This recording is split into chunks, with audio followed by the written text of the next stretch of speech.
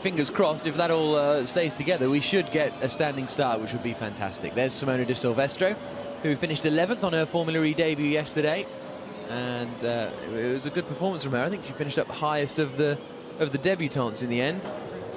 She looked really good in practice, and then didn't quite follow up in qualifying. But the race, a good day. The race was amazing because, as difficult as this track is, as many bumps and camber changes, and as easy it is to make a mistake, there really wasn't that many mistakes made, was there? No, and that's one of the things we've found all year is we've gone to tracks, and in the Tour Cup,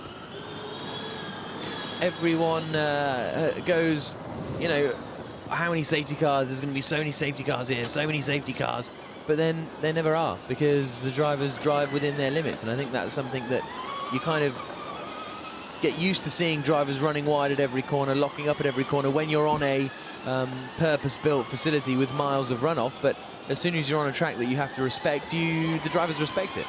Yeah, and you know, there was some great racing, some great side-by-side racing through some of those chicanes, which, you know, it was absolutely amazing to see. But again, just nobody really overstepped that line. There was a couple of close moments, but that's what it's all about when you're pushing the limit. See them coming through the last corner there, turn 17. That barrier comes up in a hurry on that exit. The timeline is right at the exit of that corner. So in qualifying there, you'll be sort of charging the entry, not really too worried about the exit of the corner. This is Nelson Piquet, tucked right up behind Jarno Trulli. Looks to the inside. There's a Jean-Eric Vergne, who made 2 moves going into that corner yesterday. And how much do you think that... Oh, well, here's Karun Chandhok now, coming through the final sequence of corners. The Mahindra driver. He's coming towards the final corner, so let's go and see if we can have a lap with Karun.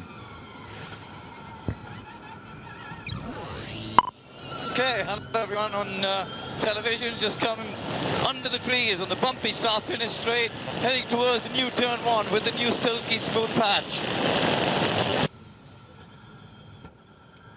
Wow, that feels like a really normal corner now, so it's going to be interesting to see in the race how that pans out. First gear for the left-hander.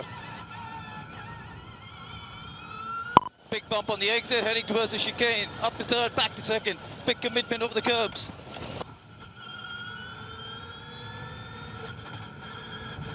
And again through the 6-7 chicane as we brake. Over the bump there. The 8, try not to lock up. Back straight, stay at the left-hand side. 100 kilowatts in qualifying mode, because you drive, you know, you get a reasonable amount of track time in the car at 150, but then all of a sudden it's a different beast when you turn it up to 200 and you've got 1 lap to sort it out. Yeah, absolutely. A lot of the regulars struggled with that earlier in the season, didn't they? And some of them still struggle with it now, but she's had a night to sleep on it, sort of, and it's really going to help today, getting back out in the car, feeling more comfortable with it, because it's much different than anything else she drives. You know, she drove a lot of F1 stuff the past couple of years, back in an Indy car this year occasionally. The Formula E car has got the all-weather tyres, pretty low downforce, interesting weight distribution, and she's having to deal with all that, and I think doing a very, very good job. She is the quickest man of anyone at the moment. There's Dave Seifert quickest woman. Sorry? Quickest woman of anyone. Oh yeah, yeah. It's so you get into these just stock phrases that you just say without even thinking. That's the sign of a good commentator.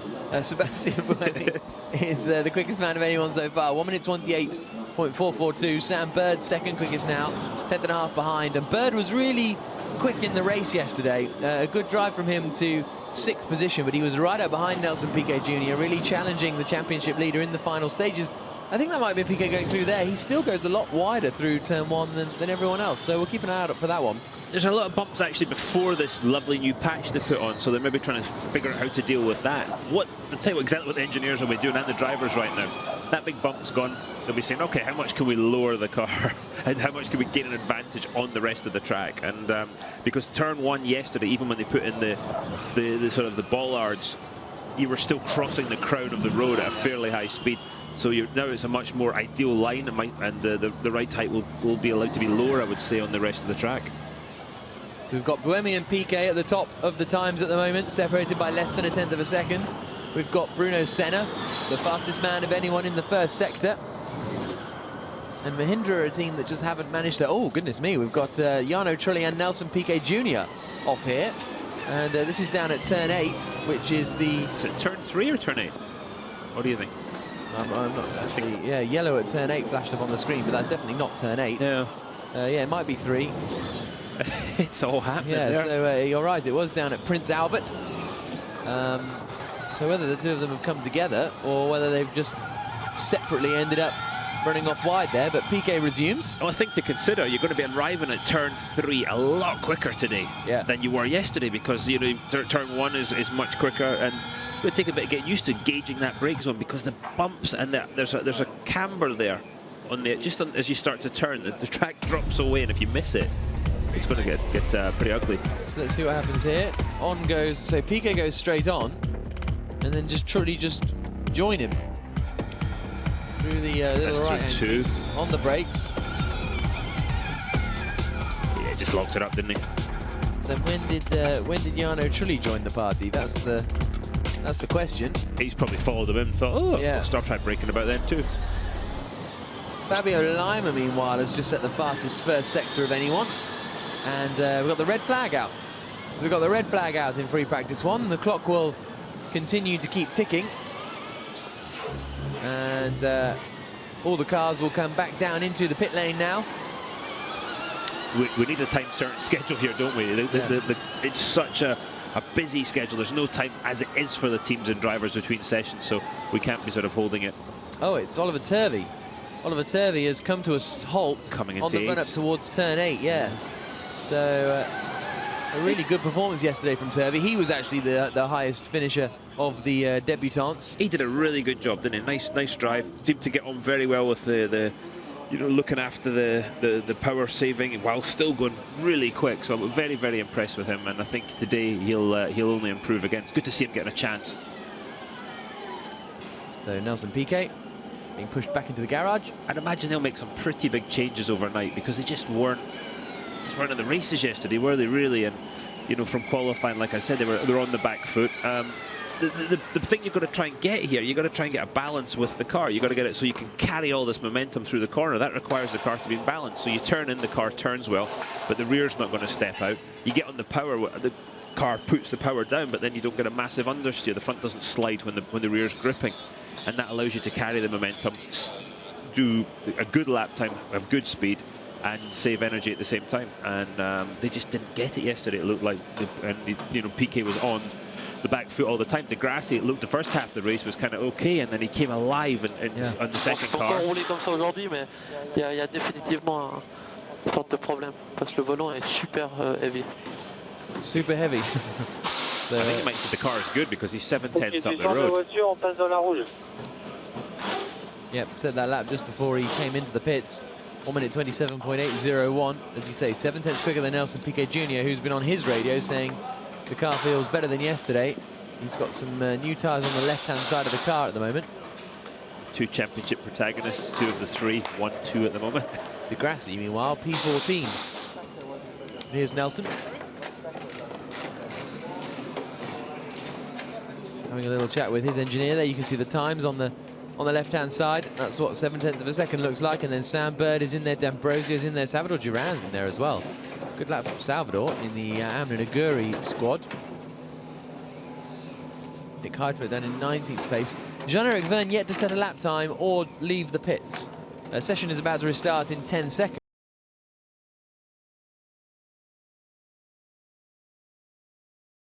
Onto the circuit. I think he's here. I think I saw him this morning. His teammate Simone De Silvestro is currently 8th quickest as the session gets back underway. Oliver Turvey, who the team think that Oliver Turvey might have had a gearbox problem out there, so that's why he's pulled to a stop, and that's his session over as well. Meanwhile, they're making some adjustments on Nelson Piquet's car. I think Oliver could get back and get in the other car. Depends where he is on the circuit, I guess, isn't it? And up at turn 8 is the furthest point away from the pit lane. He's a fit young man, he can run back. He's got 32 minutes to do so as well. Just looking at the changes they're making there. The next EV Team China car. At the back, said with the damper connects. And disconnecting the anti-roll bar maybe? Oh yeah, anti-roll bar's coming off. You see that thing at the very back there? That's the anti-roll bar, and that's just disconnected one of the links and Okay. attach it so it's now... And so what's that going to do? That's going to make the rear of the car much more independent, but it might introduce some understeer into it. That was something you would definitely do to improve traction, improve the car over the bumps if it doesn't put the balance we talked about earlier too far out. It's a big change, actually. Yeah. And especially with the Formula E car and the weight distribution of it, to disconnect the rear bar, it will definitely change the handling characteristics. If you have a bad day at a track and then you come up the next day, do you want to try something kind of radical because you think, well, I'm off the pace, it must be setup related, let's do something mad? Well, you've got to, as a driver, you've got to have a car that works for you.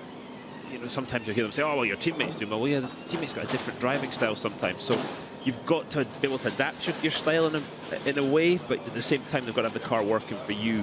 It's a collaborative effort.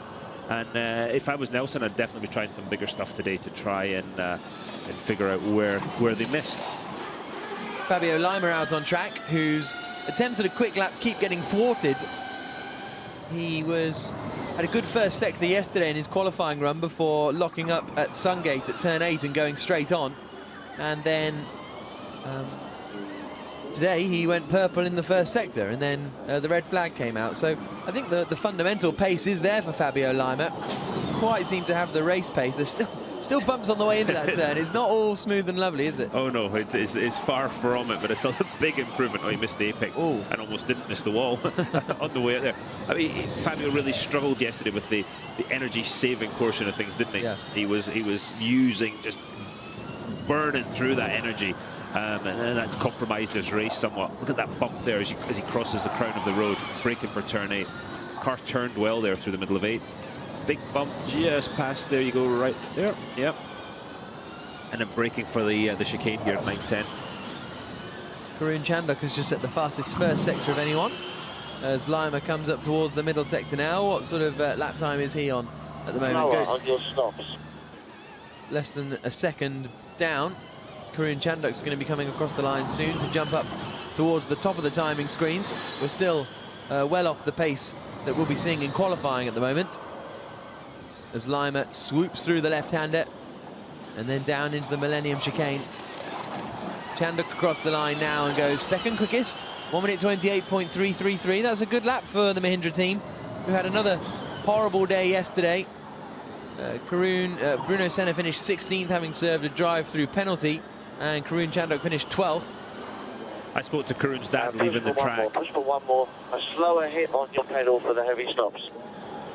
Slower hit on your pedal for the heavy stop. Yeah, he's introducing the brake temps too much. You'll see here. That was when he missed the apex. Yeah. Why? I think he did get the barrier, didn't he? With the Formula E car, you can't blank off the carbon brakes. Temperature control is very important in those, and they tend to grab if you hit the brakes too hard, and so they're trying to coaching him there to do something a little bit different to make the car better in the brakes, and that's where the driver has to compromise a little bit.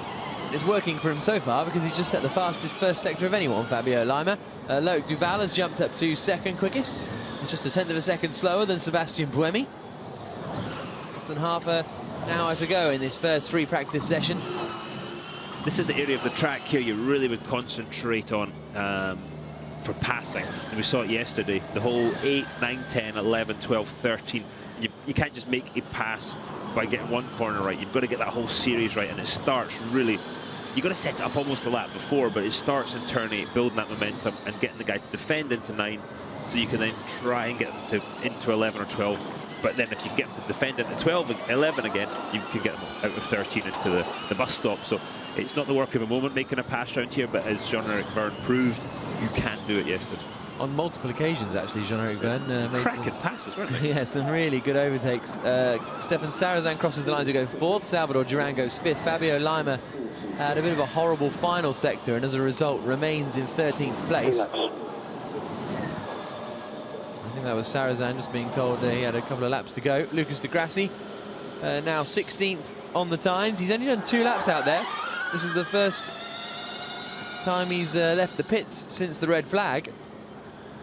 So, interesting tactics from the Abts team. You'd think they'd want to be out as much as possible. Simona de Silvestro now coming through the lake chicanes. Simona has a very aggressive style behind the wheel. If you watch how quickly she tries to get the car to change direction here. And it's very apparent in the Indy car too, and it seems to be working in the Formula E car. On board with Sebastian Buemi now. Second place man in the championship through the middle sector, and he's just a couple of tenths down on his best time so far. Decides he's got too much traffic, so gets out of the way of Stefan Sarazan. Sarazan will like that. This hasn't been happening to him much. So Sarazan qualifying yesterday. It was really awkward because I went to do the Q&A, the driver Q&A, and the guests were Sarazan and Degrassi. Oops. I was like, oh, hello everybody, welcome. Here's Sarazan and Degrassi. And before I could ask them a question, they were having a big old Barney right next to it. It's like, guys, would you mind just answering a couple of questions? Like, I didn't know. Nelson Piquet Jr. has jumped to the... No, he hasn't. Stefan Sarazan, talk of the devil, has just jumped to the top of the times to usurp Nelson Piquet Jr. Good word. 1 minute 27.7, just a tenth of a second ahead of Piquet and Buemi, so very close up at the top. And Jerome D'Ambrosio, who we're watching here, has gone purple in sector 1 and 2. So the Dragon car coming up behind his teammate Loic Duval is about to jump towards the top, if not to the very top. You know, Sarazan's stuff yesterday was almost self-inflicted because they went that extra lap. Yeah. There we go, Quickest. 27.6, 3.3. Yeah, good lap for Jerome D'Ambrosio. So we've got a tenth and a half covering the top 4 at the moment. And Sam Bird has just gone purple in the first sector too. So really getting the hang of this circuit now, these guys, as they throw it through turn 1. Here's Nelson Piquet Jr. And following him on the circuit is Sam Bird then. And he's on a full power lap, so he's 2 seconds up at the moment, Sam Bird. Throws it through the second Lake Chicane, now through Rosary Gate. The long left-hander, flat out even in 200 kilowatt mode, according to Karun. I wonder if that's driver flat or real flat. Driver flat's when you actually lift just a little bit, but it's close enough you just say it's flat. So one more corner to go for Sam Bird, and he's going to give us our first qualifying simulation look into the final corner across the line, and it's a 1 minute 24.314. Nice So one, Sam. That's P1 on 24.3. Cool it down like you would normally. We're going to box and do a timing system check. So that is Sam Bird being told to come back into the pits. That's about a second quicker than the lap times we were seeing yesterday. Yeah, you would think it'd be something about that, wouldn't you? With just with the look at the back of Prost's helmet there, with the London and everything, the sort of tribute helmet. That's pretty cool. Yeah, it is actually. Yeah, you would think with that corner, being able to go flat through there as opposed to having to just lift a little bit. You'd expect that kind of time gain. There's Piquet on a lap. He hit that bump pretty hard there, coming down to turn 9. Lucas Degrassi jumps up to 7th quickest now. Piquet about to come through the middle sector, and he'll be a couple of seconds down, but that's still a pretty good middle sector considering he's running at 150 kilowatts of power. Darting through and brushing right up against the wall on the run through Rosary Gate now. The car really comes alive at 200 kilowatts. But of course then you want 250. Oh, and that's Simone de Silvestra's gone in the wall. Silvestra's gone in the wall at the final chicane for the Andretti team. The question is, how far into the wall is she gone? Gonna start a fresh lap now. So that's Nelson Piquet's team radio saying, I'm going to start a fresh lap because there was a woman in the wall when I arrived at the chicane. 8.4. And yeah, she's just locked up and gone straight in. Has there been damage to the front end of that car? That's what the Andretti boys will be looking for. These marshals are brave, aren't they? I mean, really, it's terrific what the job they do. Yeah. It wouldn't be me going out there. I tell you what, it would not be. Yeah, it looks like she's gone in there and at least taken the front wing off, I would say. Yeah, so yellow flag still out, but I wouldn't be surprised if we get a red before too long. Yeah, I think we'll get a red because you see, sure enough, because the marshals came back away from the car at that point. They've assessed the situation and said, nah, it's not going to work. We're going to have to do something bigger. But yeah, you see her locking up early there. You can see the marks over the curb and just tried to make the corner, but to no avail. So that's the end of that car for Simone de Silvestro. Red flags are out. And she, at the moment, is 10th quickest and was pushing by the looks of it. Yeah, she'd done her personal best in segment 1 and sector 2 as well, and didn't get finish in sector 3 there.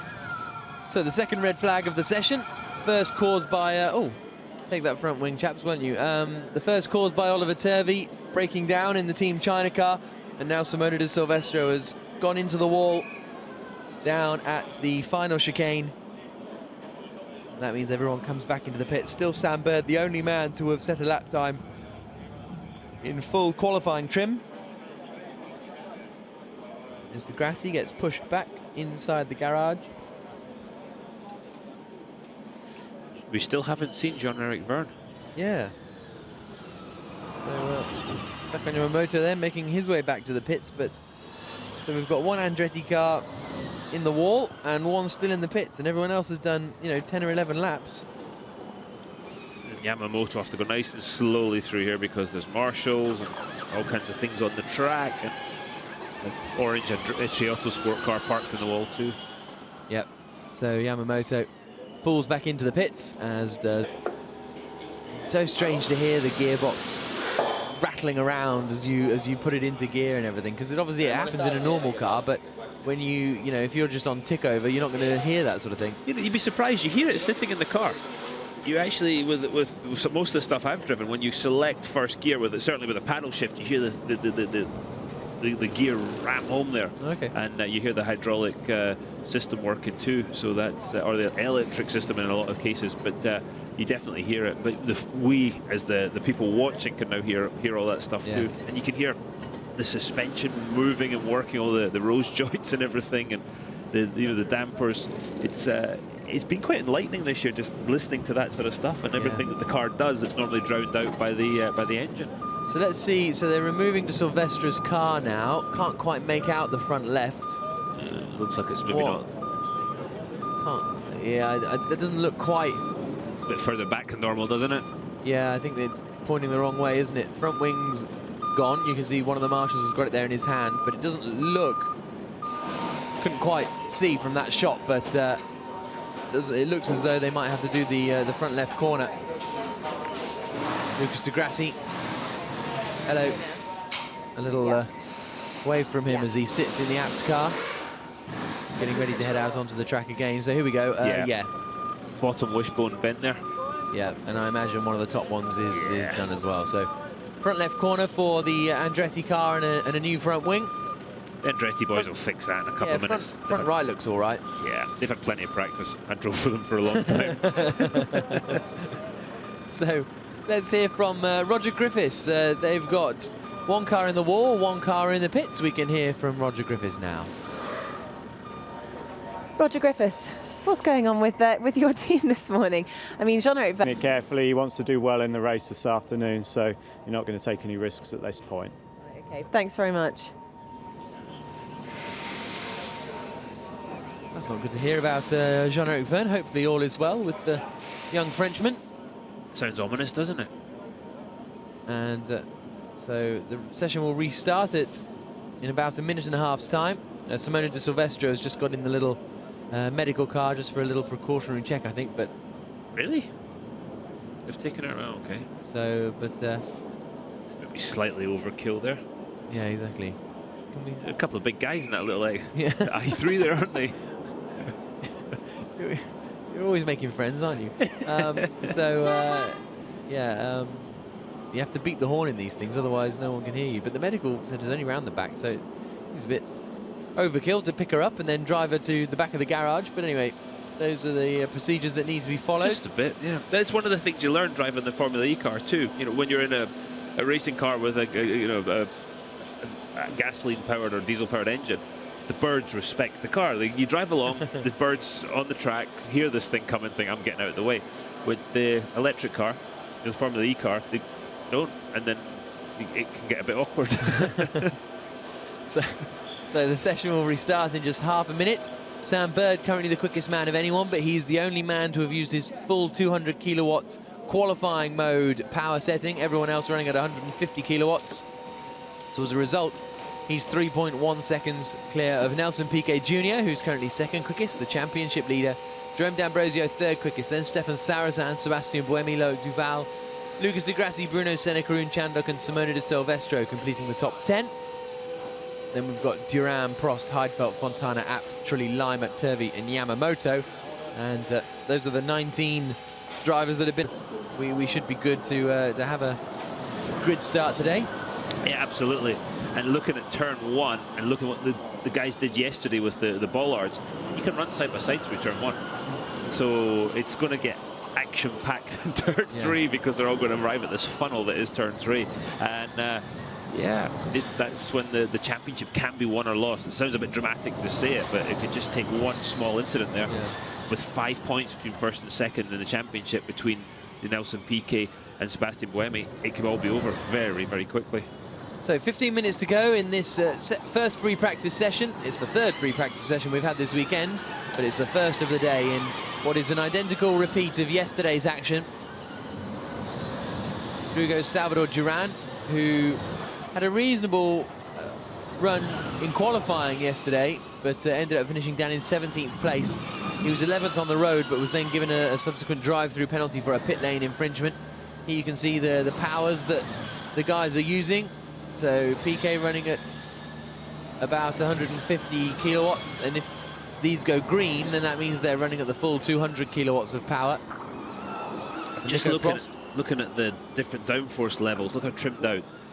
The e.dams car is right at the front of their screen there, and Lucas Di Grassi behind in the yellow apt car's got quite a bit more downforce in the car. You see all the way down through the field there. There's an interesting line. Yeah, he really hugs it to the left there, doesn't he? And I presume that's to straight line 2 as much as possible. Yeah, absolutely is. And you look at that's a completely different line. I mean, it's as much as a car width and a half across. And the Mahindra going out very wide as well. Yeah, and there's, look at that, 6 different lines, 7. Yeah. Everybody's got their own interpretation of that one, which is kind of cool. Yeah, that is interesting. So this is Nico Prost, the man who took the championship lead in throws it in and across the line. 9th quickest at the moment. Alex Fontana coming out of the pits there on the right-hand side. Lucas Di Grassi goes quickest of anyone who's been on the 150 kilowatts of power. So that's a good lap from Di Grassi. 2nd quickest overall, but it's still Sam Bird who's on top, but he's done his full power qualifying sim. So good lap that from Di Grassi. Bird comes across the line now, but he's done his qualifying run, so he's not going to be going flat out. He's going on 150 kilowatts though. Then there's Karun Chandok coming down, Fabio Lima, the blue Amlin Aguri car of Salvador Duran. You can see there's a reasonable amount of wing on the Dragon car, actually. Yeah, look at that there, right? That's a very good indication. Look at the Venturi behind it, a lot less wing. Yeah. I'd say the e.dams cars are fairly trimmed out, which means they've got the mechanical setup that bit better, I think, than others, and they're not relying on the aerodynamics of the wings, because you get the drag that comes along with that. I presume Loic Duval's actually on a full 200 kilowatt lap now. You can see he's just gone green in 7th place on the timing screens on the left-hand side of the tower there. Look at that through You can tell he's pushing into turn 8 here. It's so difficult to get the car stopped here with all the different things that are going on with the surface of the track. Did well to just nose out, and he's done the fastest first sector of anyone at 22.3, which is pretty good first sector. Now into the lake chicanes, really attacking it hard in the first one. Now down towards the second left-right, where we saw a lot of action yesterday. Duval throws in, he's still 0.3 of a second up on Sam Bird's quickest time so far. So the Frenchman in the silver and black Dragon car coming around now. Oh, back end. Thought it was going to step out on him there, but he gets it stopped in time. Just got up on the crown of the road there in turn 13. So I think we're going to see our new fastest lap coming here from Loic Duval as he comes down towards the final corner at Chelsea Gate. Into the left, over the line, up to the top. 1 minute 23.6 yesterday, and you see he's not running much downforce on the rear. Do the teams not just go, well, that must be the way to do it? Yeah, it's all the other things, isn't it? It's the 1,000,001 different permutations of the chassis setup and the unknown of the dampers, which are fairly free. It's all those things you can't know, so you can't just say, oh yeah, because it doesn't work for you. But look how trimmed out that e.dams car is. Yeah. PK into turn 1, you still hear the bash of the car on the bump as they come into that first turn. Karun Chandok's just gone 4th quickest. Good lap from him as they slide their way around. There are the Team China squad in there. A lot of drivers on personal best splits right now. Yep. 10 minutes to go, 9 minutes to go in the session now. Everybody's sort of just getting after it a little bit. This is Senna. Coming up towards turn 8, he's got Alex Fontana up in front of him. And none of them on the full 200. They're doing personal bests, but on the 150s at the moment. Senna comes down towards the Lake Chicanes. Let's see what he's got in this middle sector then. Bruno Senna, currently 12th quickest at the moment. And he's going to be well down on the sector split, but 2.9 seconds back isn't too bad. This could move him up towards the top 5 if he can hook up the final sector. But everyone else around him is improving as well. Nelson Piquet is on personal bests in sectors 1 and 2. As Senna gets on the brakes and comes into the pits. So there's it's always the way, isn't it? Yeah, so there's the anti-climax of the day so far. He comes in also in is Sebastian Buemi. So 8 minutes to go.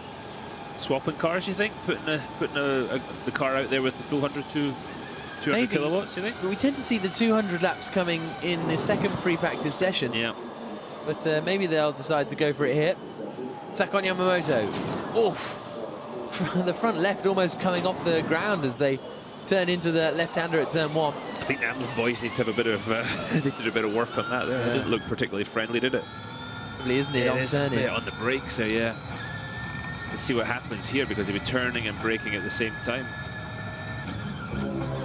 The yellow flag somewhere out on Turn the 7. circuit. That's one of the chicanes as Yamamoto comes towards the final corner. Tell you what, Yamamoto was on the power very, very early there in the bus stop. Onto the brakes into the final turn, across the line, and he goes up to 14th position. Yeah, that was a good lap. Yep. The car looks a bit of a handful, I have to say. Oh, and it's Loic Duval. Oh. It's Loic Duval who's gone off in the Dragon car. That's on the exit of turn number 8. Isn't it? No. Can't quite make out what has happened to him. I mean, the car's obviously not right because Has he broken he's lolling around a bit, but suspension? whether it's a broken suspension or he's hit something. Yeah, he broke the suspension yesterday, didn't he? That was D'Ambrosio, wasn't it, in the other Dragon yes, car? it was. Jay doesn't look very happy. It's good for the Dragon guys to get a podium yesterday. Yeah, really good.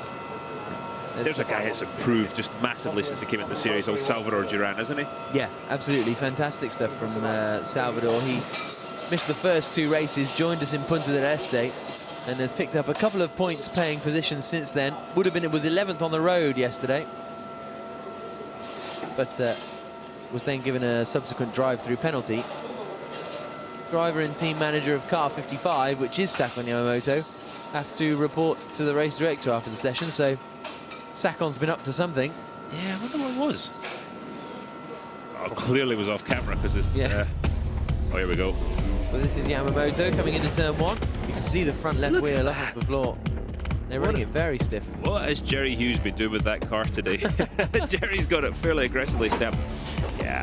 Okay, yeah, so Loic Duval. We could see the side of it. It doesn't look like he's hit anything. Maybe it was because they're pounding the curbs at these chicanes. Yeah. The Dragon guys are just, they're doing a slightly different setup. This is a good lap from Lucas de Grassi that we're on board with here.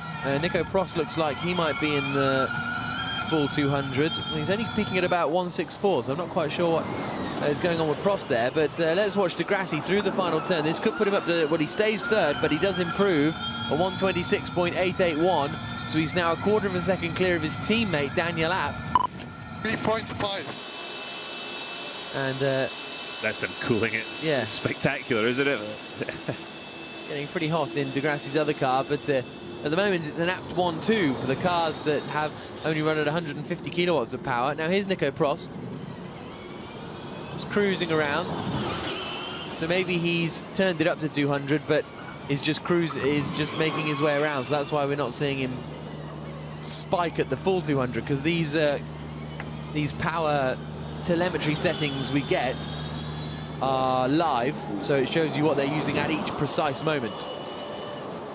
Now, Buemi is P9 right now. The other championship protagonists are there at P3 and 5. So Buemi's got a bit of work to do here because he just dominated yesterday. Yeah. But as they say in racing, if you stand still, you go backwards. Yep. And he was a 4.5 tenths of a second quicker than anyone else in qualifying yesterday. It really was a stunning performance from Sebastian Buemi. Another yellow flag out there as Nelson Piquet Jr. throws it through, and it's Karun Chanduk. And I think that might be at turn 8. Just as Nico Prost went to the full 200 kilowatts for a qualifying sim. Yeah, exactly. Yeah, that is down at Sun Gate. Oh, he's missed it by a long way, hasn't he? He's down the escape road there. So Nico Prost is on a full power lap, and I think that's going to ruin his full power lap. Let's have a look at what happens. Oh, back end. It's happened to Karun a couple of times where the back end has just kind of swapped ends on him, more so than we've seen from anyone else. Well, you've got a couple of issues. You're crossing a massive crowd in the road there, and the car, as it comes out of that, it goes airborne a little bit. And if you just brake at the wrong point, the rears are just not really in contact.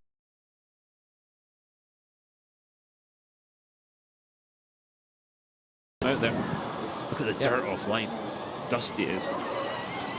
There's Sam Bird turning through the left-hander at Prince Albert. Nico Prost is out there and is still carrying on his lap, but he lost about half a second in that first sector.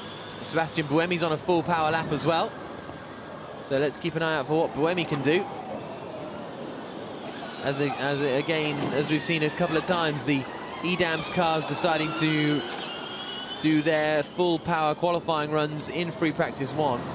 But do you think that gives them more time to make setup changes, perhaps as Prost goes across the line to go third? Because if you do it right at the end of FP2, you can go, oh, at full power it feels horrible, you know, and then you've got nothing you can do about it. Yeah, not so much. For me, I would prefer to do it at the end of FP2. Here's Buemi on a lap. I'd prefer to do it at the end of FP2, because if you're jumping between 150 and 200, you're constantly changing the goalposts. Whereas if you get in the rhythm at 200, the next time you're in the car, you're at 200 again.